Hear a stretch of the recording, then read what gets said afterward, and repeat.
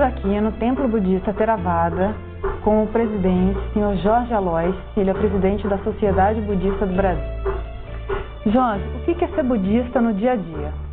Ser budista no dia a dia é entender que o budismo, mais que tudo, é uma prática.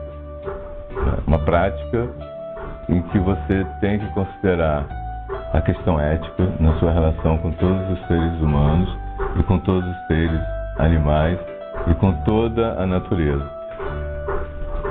Isso compreende que a gente deve estar atento para não fazer o mal, a gente não deve causar sofrimento, a gente não deve matar, a gente não deve ser violento com as pessoas e com os animais e com a natureza.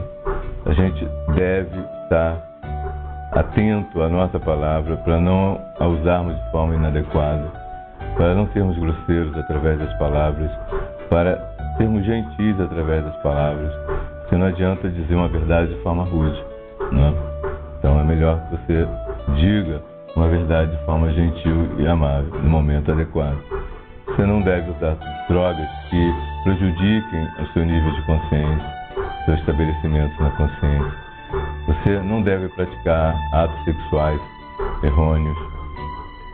Você não deve tomar aquilo que não é seu. Então esses preceitos são preceitos básicos no budismo. A outra questão, você tem que entender que a prática budista, ela se dá no dia a dia, a cada momento da sua vida. Não só no momento em que você senta na almofada para meditar, não só na hora que você está no templo. Você está meditando e deve meditar a cada momento do seu dia a dia. Na hora que você come, na hora que você lê, na hora que você vê um filme, na hora que você ouve música, na hora que você lava a louça, na hora que você cozinha. Então, a cada momento você deve estar atento àquilo que você faz. Fazer com consciência, com diligência, com amor, com carinho, com generosidade. Tá. E fala um pouquinho pra gente sobre o comportamento do seu fundador. Não, Siddhartha Gautama, ele era um príncipe, né? Todo mundo sabe. Ele nasceu no norte da Índia, que atualmente é o Nepal, né? Até os 29 anos ele viveu na corte, né?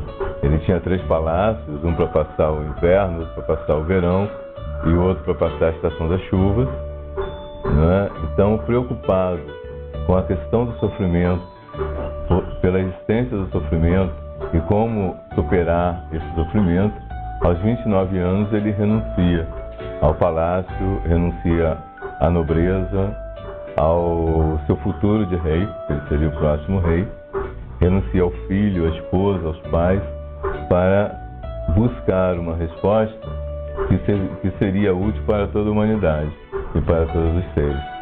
Então, aos 29 anos ele sai de casa e procura mestres yogis que possam iniciá-lo. Então ele tem 2 mestres yogis, ele consegue suplantá-los através da sua prática e do seu empenho, mas isso não o satisfez, não era essa a resposta que ele queria.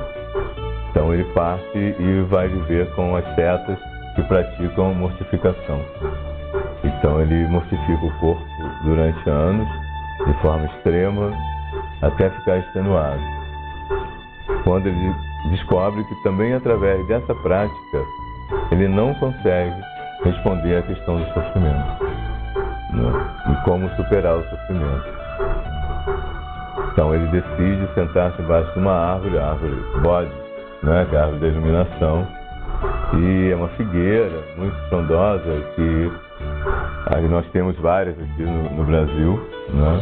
Na Praça Tiradentes, em vários lugares aqui no Rio de Janeiro.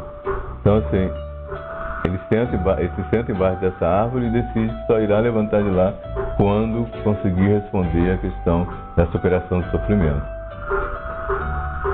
Então, ele consegue atingir esse objetivo, né, atingindo a iluminação, chegando a um estado de consciência especial, né, no qual ele superou a roda, o ciclo dos renascimentos, né? Ele supera então o vir a ser, ele supera a ilusão em relação ao eu, ele supera o apego aos desejos, ele supera a aversão, né? Então ele atinge esse estado de consciência e ele então permanece ainda 49 dias em torno da árvore, cogitando, inclusive cogitando se ele iria pregar esse ensinamento para os outros, porque ele achava tão diferente do que era pregado naquela época que ele ficou em dúvida. Mas finalmente ele se decide e vai procurar, né, as pessoas para levar a sua mensagem. E justamente aos 5 ascetas, que eram companheiros dele, a quem ele primeiro prega, né? E ele faz então o sermão, né, colocando em movimento a roda do Dhamma, que é um sermão onde ele vai falar da descoberta dele, vai falar de que o caminho, não é o caminho do meio. Não é? Muita gente já ouviu falar que o budismo é o caminho do meio, não é? Porque nem através de viver nos prazeres, como ele já tinha vivido, e nem através da prática de mortificação você chega à iluminação ou à extinção do sofrimento. Mas existe um caminho que está entre esses extremos, em que você pode chegar até a superação do sofrimento. A mensagem dele foi bem recebida na época? Ou sofreu alguma estranheza, assim?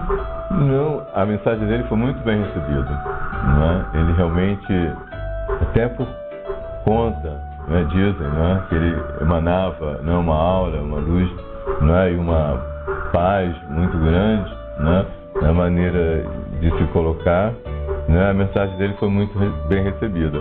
O Siddhartha, que aí já se chama Buda, né, o iluminado, né, ou o perfeito iluminado, ele prega para todos indistintamente, né?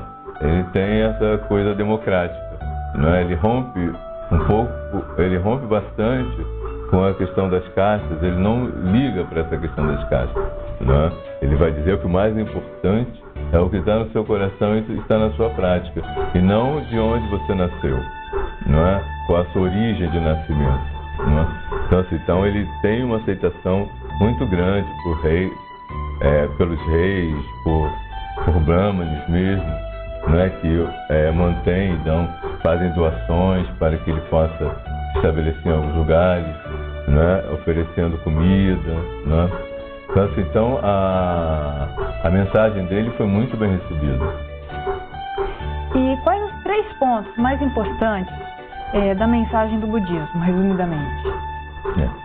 Os 3 pontos são fazer o bem, evitar o mal e purificar a própria mente, né? Esses 3 pontos são, primeiro, a questão ética, né? Em termos de você evitar fazer o mal a todos os seres, não só aos seres humanos, aos seres animais, mas aos vegetais, à natureza e a todos os planos de existência. Você procurar fazer o bem através do desenvolvimento da cultura mental, né? Através do desenvolvimento da consciência, né? Praticando Bhavana, que é a cultura mental, que não é só a meditação, né? É a cultura mental. Então, através dessa prática, você vai estar desenvolvendo o bem. E a sabedoria, né? Que é o último aspecto, no qual você então vai adquirir conhecimento, superar as ilusões, né, sobre o eu, superar o apego, superar o desejo, superar a raiva, né? E você então vai ser capaz de ver as coisas como elas são. Não é ver as coisas como elas são, é ver as características da existência, né? Entender que não existe nada substancial em si mesmo, todas as coisas são dependentes de outras. Entender que toda a nossa vida é impermanente e que tudo no mundo é impermanente, que nada é para sempre, né? Já dizem as músicas, né?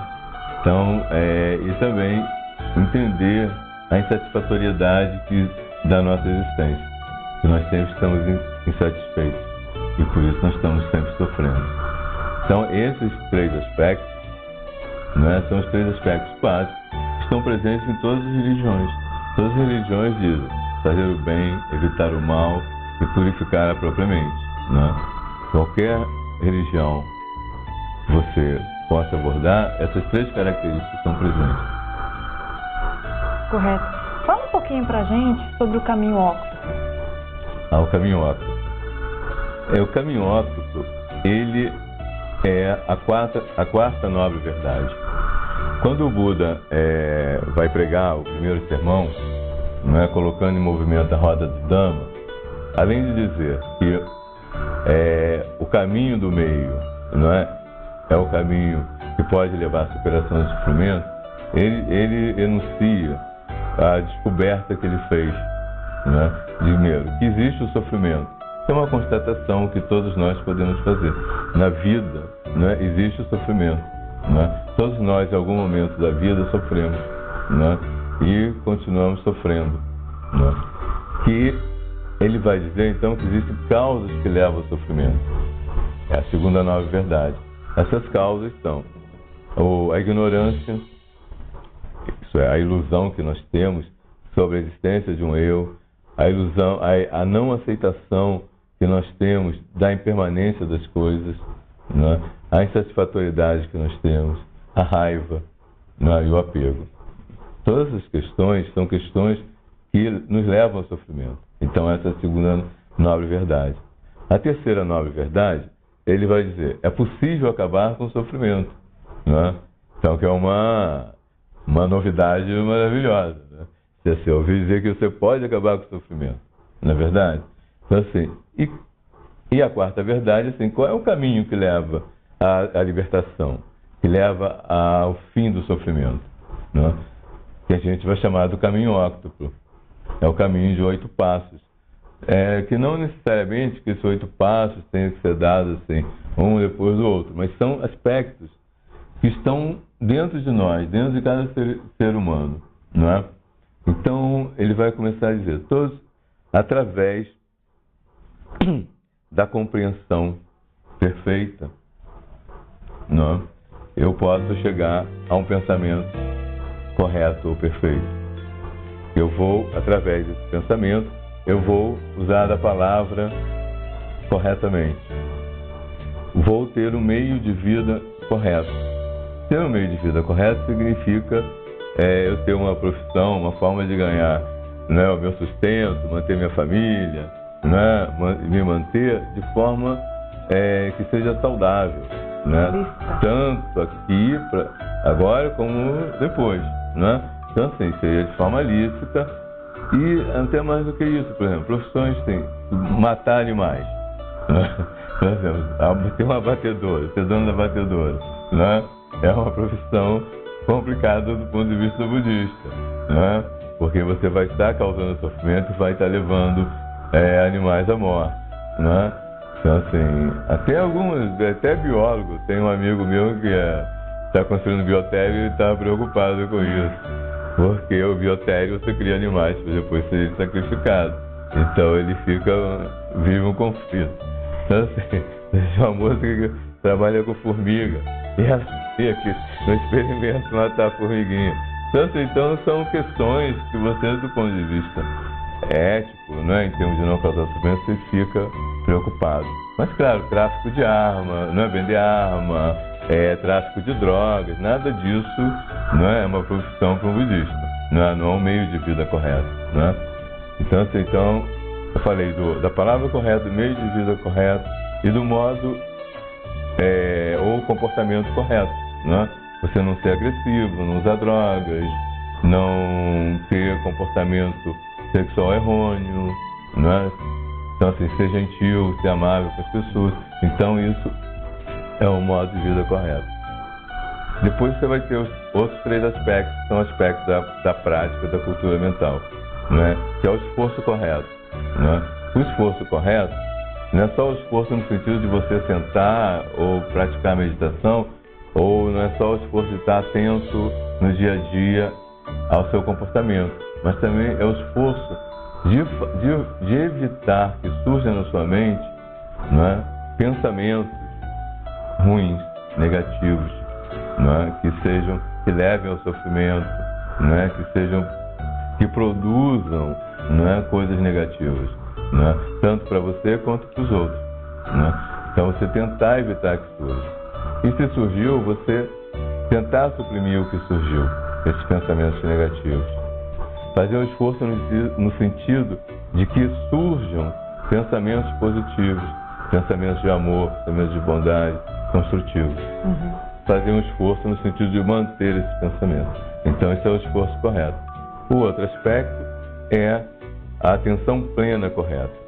Já falei um pouco disso, você está atento no dia a dia naquilo que você faz, está atento no que você come, como você dirige, né? Como você lava a louça, como você lê um livro, como você prepara o seu texto, né? Então tudo isso é atenção plena correta, né? O outro aspecto é concentração correta, né? Que é o aspecto através do qual, né, você vai estar desenvolvendo uma capacidade de estabilização da sua mente, né? Um estágio da mente concentrada, né? Em que através desse estágio você consegue atingir estágios de consciência mais elevados. E a partir daí você então poder, né, enxergar as coisas como elas são, né? Aí você volta para tendo essa capacidade de concentração para entender as coisas como elas são, você vai chegar à compreensão correta, que é o passo no qual a gente começou. Todas essas coisas são capacidades nossas, né? Tudo isso está dentro da gente, né? Todos nós temos compreensão, temos pensamento, temos fala, conduta, né? Meio de vida, esforço, atenção, concentração, né? Tudo isso está dentro de nós. Todos os seres humanos têm isso. O que o budismo propõe é que isso seja desenvolvido, né? Em termos de buscar desenvolver todas as potencialidades para o bem, né? Para que a gente possa efetivamente superar o nosso sofrimento, né? Agora, me fala um pouquinho como que o budismo encara a relação cotidiana com pessoas de outras religiões, por exemplo, seja na rua, no ambiente de trabalho, esse tipo de situação, onde a gente, às vezes, tem um contato com pessoas de outras religiões que, às vezes, não concordam com o nosso modo de pensar. Como é visto isso no budismo? O budismo, o budismo é uma religião extremamente pacífica, né? Nunca foi assim, a não ser o Ashoka que foi o imperador, que 500 anos lá depois da morte do Buda divulga o budismo, né? Em todo o sul da Ásia, né?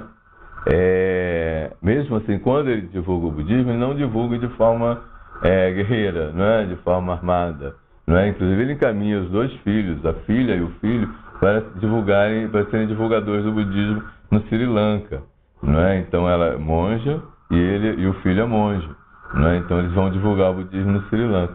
Então também foi de uma forma pacífica, e quando ele se converte ao budismo, ele abre mão de usar da violência para conquistar territórios. Então, o budismo tem essa tradição de ser pacífico, né? Por outro lado, o budismo entende, né, e o Buda sempre colocou, no sentido de que você tem que entender que todas as religiões, né, estão buscando, né, aliviar, diminuir o sofrimento do ser humano, né?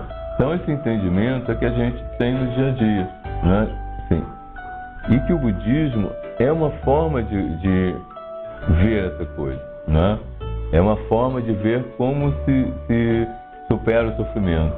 Então o budismo não se enxerga como a religião ou como a única religião capaz de fazer isso, né? O budismo nunca teve essa postura, né? Ao longo de toda a sua história, né? Então, assim, de dizer, não, nós somos a religião, né? Nós temos, todos vocês têm que se subordinar. Então, o budismo é até acusado muitas vezes de ser extremamente relativista, né? Porque em algumas situações o Buda não respondia, por exemplo, se existe Deus ou não existe Deus, o Buda não respondia. O Buda dizia, se existe Deus é um conceito, se não existe é outro conceito, né?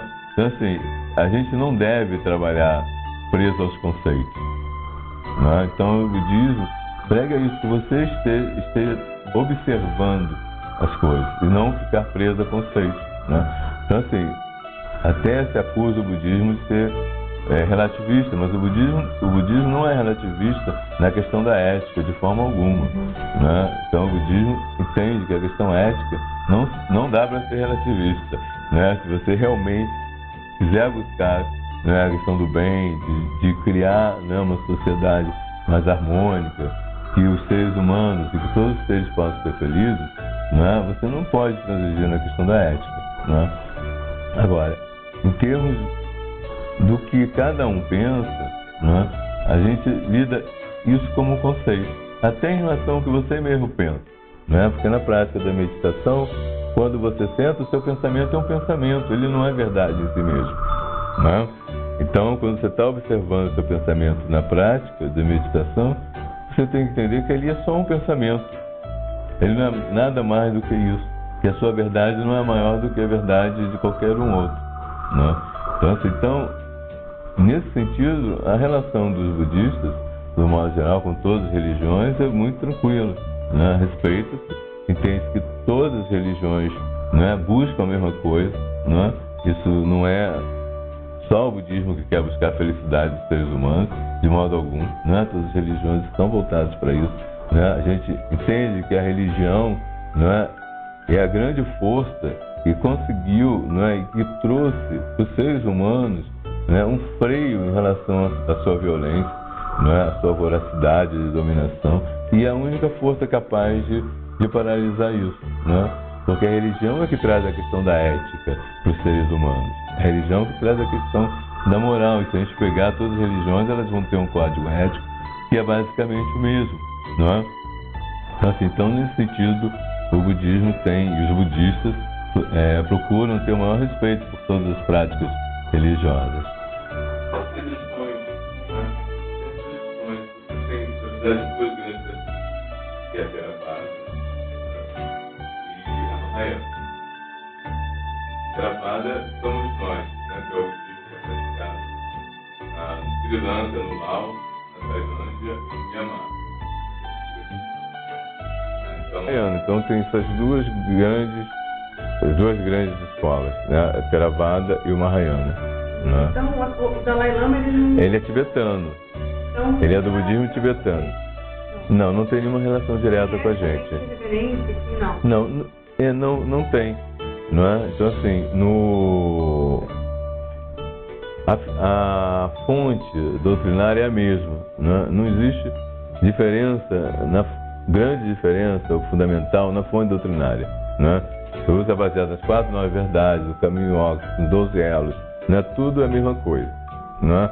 O que tem algumas variações assim, em que eles valorizam mais a questão da insubstancialidade, não é? E eles chamam muito de sunyata, do vazio, né? Todo mundo já ouviu falar do vazio, né? O pessoal Mahayana trabalha mais com essa coisa do vazio. A gente também trabalha, a gente chama de substancialidade ou impessoalidade, não é? Porque o budismo não acredita na existência de uma alma eterna, não é? Porque não existe um eu, não é? Quando eu falei ilusão do eu estava dizendo isso, que não existe um eu. Nós acreditamos que nós somos um eu, não é? Nós temos essa ilusão de separatividade, não é? O budismo, essa separatividade é uma ilusão, não é? Quando você diz, eu sou um eu, não é? Então, assim, por quê? Eu sou um agregado de coisas, não é? Então, todas as coisas no mundo condicionado, nesse mundo, elas são compostas. E na medida que você as decompõe, elas não existem em si mesmas. Não é verdade? Se você pegar um carro, tirar a roda, tirar o motor, tirar os bancos, tirar, né, vai tirando, o que ficou?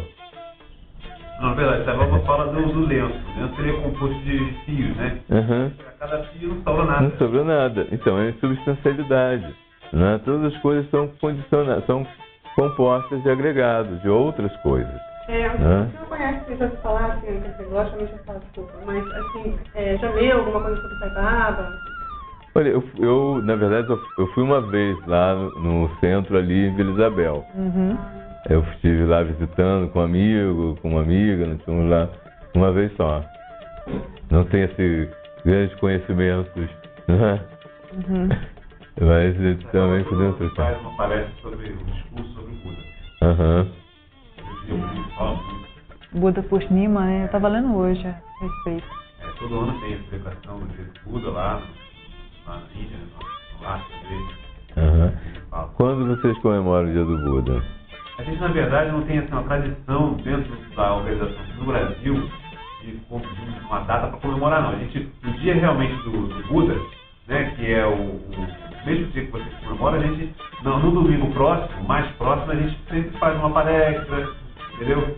Vamos fazer no próximo, se o domingo próximo se estiver disponível, então vá lá. 2 meses atrás.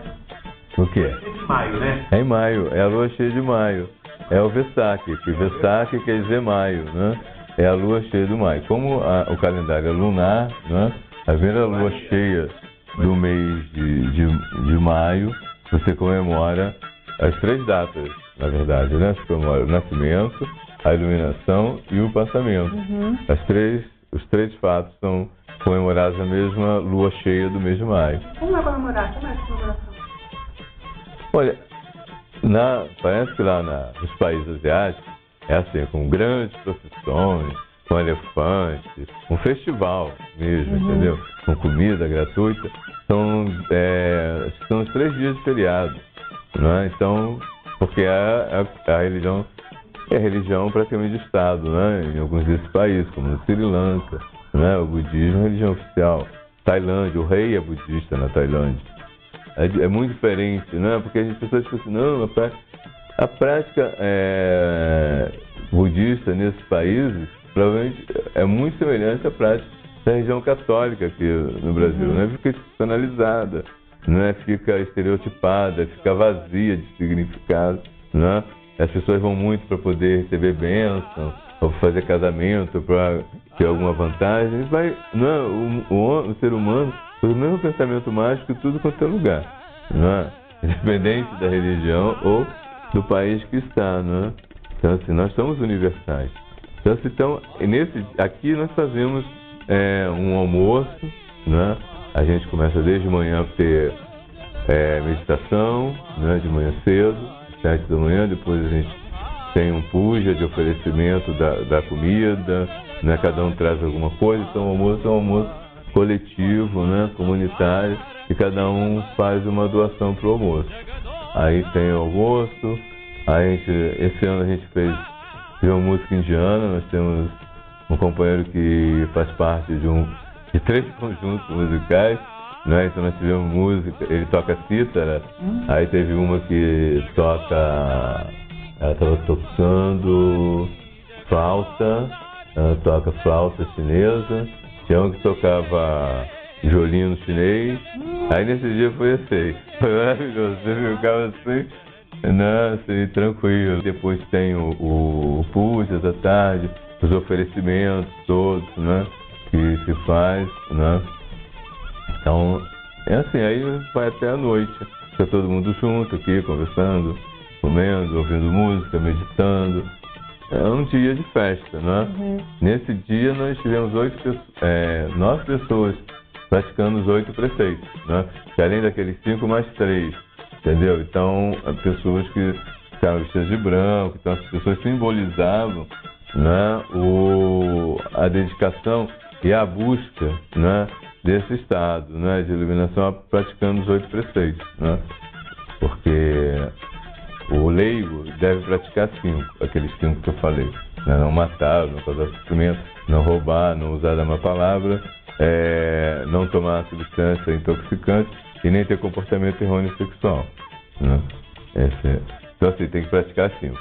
Quando vai praticar os 8, o errôneo comportamento vira não ter sexo naquele dia ou no período que estiver praticando os 8 preceitos, ter sexo nenhum, né? Não usar perfumes, não usar creme, não usar nada que embeleze, nada disso.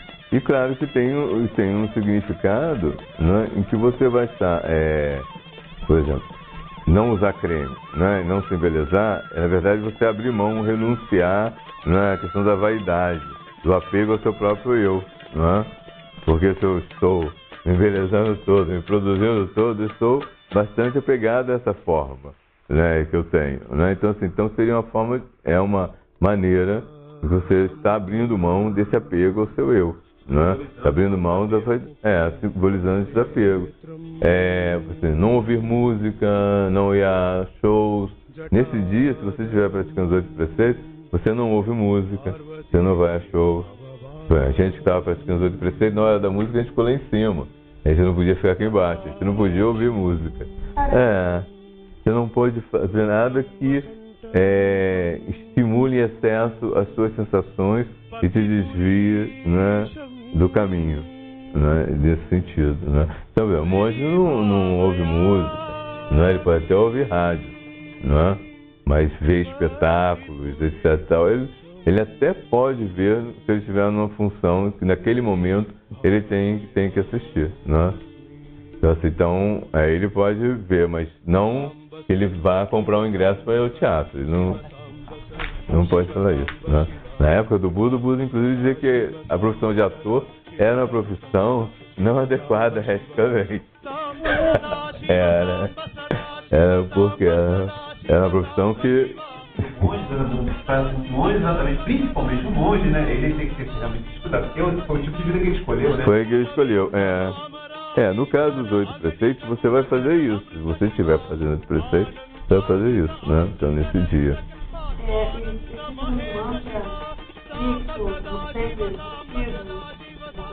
A gente não fala em mantra, né? Porque mantra é justamente essa coisa, um som repetido, não é? Em que você vai, através dele, adquirir um estado de concentração de consciência, não é isso? Esse é mantra. A gente usa sutra, na verdade a gente usa discursos do Buda, porque a gente não medita tanto, a gente não usa mantras para meditar no budismo, não é? A gente usa a respiração, não é? A gente usa a plena atenção no corpo, na respiração, na sensação, na postura do corpo, como é que está, nos objetos da mente, nos pensamentos e tal. Você observa tudo isso, né? Você pode observar também determinados temas, como a morte ou a decomposição do corpo, né? Você pode ter isso como um tema, né, de meditação, né? Você pode... Tem vários temas que você pode usar para meditar, né? Então, a gente não usa, né, tradicionalmente, o mantra, né, como uma coisa para induzir esse estado. Né? Isso aí são os refúgios. Né? Isso, na verdade, são refúgios no Buda, no Dhamma e na Sangha. Esse Buddham Saranam Gacchami, Dhammam Saranam Gacchami, Sangham Saranam Gacchami. E são os 3 refúgios, né, em que você vai tomar, né, e reconhecer que o estado de consciência do Buda, né, como o estado a ser alcançado, a ser buscado, né, o Dhamma enquanto uma doutrina, a lei, a verdade, né, sobre a existência, né, isso é a Sangha, que é o corpo de leigos, ou originalmente era o corpo de monges, né? Então é o corpo no sentido do grupo, né? Então isso é a Sangha, né? Congregação, Isso é importante também no budismo, né? Isso é importante, a questão da congregação. Até o Buda dizia que ter amigos, ele fala para o Ananda, né? O Ananda era discípulo que era primo dele, que foi o que guardou toda a memória dos discursos do Buda, porque naquela época não era escrito, né? A tradição era oral. Os textos do Buda vão ser escritos, acho que quase 500 anos depois. Eu acho que já é, porque não existia escrito, né? Tudo era tradição oral, tudo era passado oralmente, né? Então eles tinham que decorar. Aí a tradição diz que o Ananda decorava tudo, ele tinha uma super memória. Então ele quem recita 6 meses depois da morte do Buda, quem vai recitar todos os sutras que o Buda pregou, todos os discursos que o Buda fez, né? Então ele vai recitar isso. Então, estava falando. Então esse Ananda, o Buda diz assim para ele: Ananda, ter amigos é tudo, é todo o caminho. Nosso mestre Sebaba, ele fala, o cara tem falado, sempre falou, mas agora tem enfatizado muito essa questão da união, entendeu? Os estariam unidos. Levar um pouco as diferenças, os defeitos dos outros, e estarem unidos. Você só consegue fazer alguma coisa grandiosa boa, né? Uhum. Se vocês estiverem unidos. Uhum. Mas hoje em dia, nessa época, que chama de Kali Yuga, né? São muito individualistas. Sempre criticando as outras pessoas, sempre se achando melhor. Uhum. E eles acabam querendo trilhar o caminho sozinhos porque acham que o seu é o melhor. Uhum. E existe muita separação. Ele está dizendo para a gente quebrar isso, se unir com um propósito, né? Único. Uhum. Ele fala isso: eu não quero que vocês purem de religião, eu quero que vocês sejam bons religiosos na religião de vocês. Uhum. Sim, claro. Isso é verdade, porque as pessoas têm, geralmente a gente toma a religião como uma prática de negociação para conseguir alguma coisa, né? Não é uma coisa de vivenciar mesmo, né? O que é aquela religião. O budismo é a mesma essa coisa, né? E é como tem o Raula, que é um monge, ele é americano, ele é um monge Theravada, né? É assim, as pessoas querem comer o bolo e guardar o bolo ao mesmo tempo, né? Elas querem adquirir a libertação do sofrimento, mas não querem modificar os seus comportamentos, não querem mudar, né? Ninguém quer mudar, todo mundo quer ter todas as vantagens, mas sem mudar, né? Eu quero parar de fumar, mas eu quero continuar fumando. Então vive essa coisa, né? Então as pessoas não conseguem abrir mão. Isso é uma das grandes dificuldades da prática religiosa, né? Eu não existe prática sem renúncia. Isso aí não é do budismo Theravada. Aí você está falando do pessoal tibetano, né? Não é do Theravada, né? Isso digo, em termos de práticas, de rituais, aí você vai encontrar, não é, as diferenças. O budismo Theravada, ele tem poucos rituais, até porque o Buda dizia que você não deve se apegar aos ritos e aos rituais, né? Que isso é um atraso no desenvolvimento espiritual, né? Então, os monges, quando estão praticando, né, estão em treinamento, eles não meditam diante do altar, eles meditam num galpão vazio, né? Não tem nada de altar, de imagem, flores, incenso, não tem nada. Não, então, um dos primeiros grilhões para você quebrar, buscando a iluminação, o que você quebra é o apego aos ritos rituais. Se você continuar apegado a isso, você não consegue avançar, entendeu? Ficar apegado na verdade, na exterioridade das coisas, né? Que algumas coisas são simbólicas para você entrar no caminho, não é? Você poder entrar no caminho, poder praticar, não é? Se você ficar preso nisso, você vai ficar gostando tanto de ver o cheiro do incenso, das flores, dos cantos, e que você acaba esquecendo o fundamental, né? Então isso acontece em todas as religiões também, né? Depois são inseridas práticas e formas de conduzir a religião que se afasta completamente do original. Qual seria o budismo mais próximo do original? O Theravada. É suspeito de falar, né? Não, mas o Theravada é o mais próximo do original, porque se você pegar assim, ele está, é o mais próximo, não é assim, a gente está dizendo do mais próximo, né? Porque se você pegar o tibetano, ele já é o cruzamento com uma religião animista, não é? Do Tibete, chamada Bo, não é? Aí se vocês viram até os 7 anos no Tibete, você vê que eles têm lá, o oráculo recebe um espírito para poder, né, falar as previsões. Então, assim, tem uma mistura com o animismo, né? Então, você o Zen, não é? Ele não tem, o Zen também tem esse despojamento bastante grande, não é? É interessante que você encontra no Theravada. Mas, assim, em termos do idioma que se usa, dos sutras que são valorizados como temas principais, existe, né, uma variação em relação ao Theravada, né? O Zen eu acho, não é, assim, bastante limpinho assim, nessa questão também de não ter tantos rituais, não é bem interessante, né? Mas do ponto de vista assim, histórico, né, o Theravada é o mais próximo, né? Eu também acho. Porque vocês acham do Krishnamurti? Porque ele... Tem outra coisa, por exemplo, o Zen foi muito influenciado, né, pela questão até do governo do imperador japonês, né, no Japão, né, que passou um decreto que os monges tinham que casar.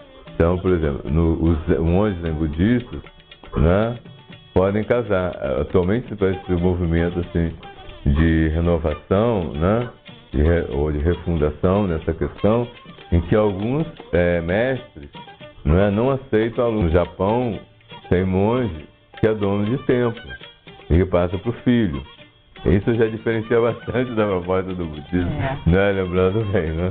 Então, assim, do desapego, né? Da renúncia, né? Então, a questão da prática, você vê assim, o Vipassana aqui dizia que lá no Japão os monges chegavam no templo bêbados. Chegavam bêbados, né? Então, assim, então para você ver como é que é essa coisa da prática, né? E vai se diferenciando da monge. Na Tailândia os monges fumam, eles não fumam em público, mas eles fumam. Alguns monges fumam, né? Nem todos fumam, mas tem monges que fumam. É legal. Ele fala isso, né? Então, mas ele tinha inspiração pelo Buda. Ele tinha um retrato do Buda na casa dele, né? Então, ele é muito parecido a mensagem dele com a mensagem do Buda. Só que ele era um termo radical, mais. O Buda fala que também não tem nada que vale, o próximo fala isso. Ele era um termo que é contrário à ideia. Também Caramba, eu vendo não, é sempre utiliza muito aqui, né? Tem alguns editores, então, ele gostava muito de tambor, de sua pele,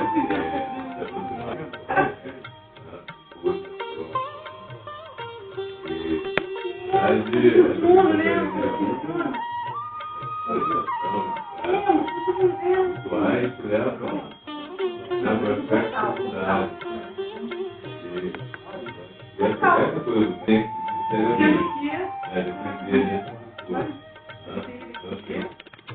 realmente é complicado, né?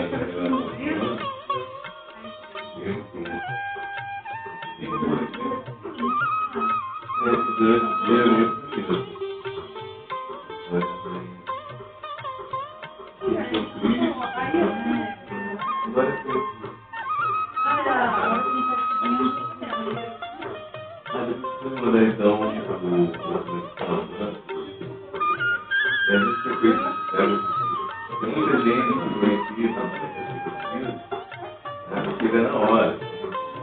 Pelo mesmo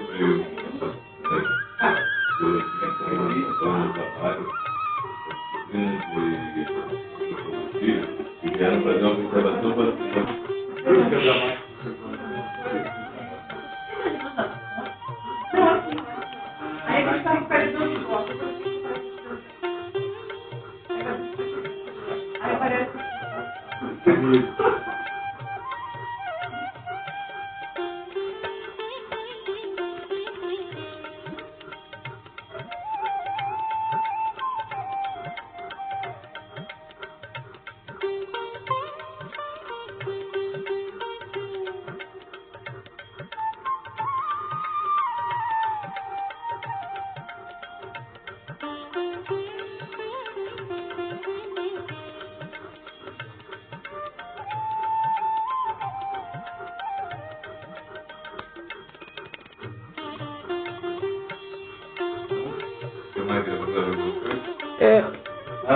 eu acho que tocar o sino.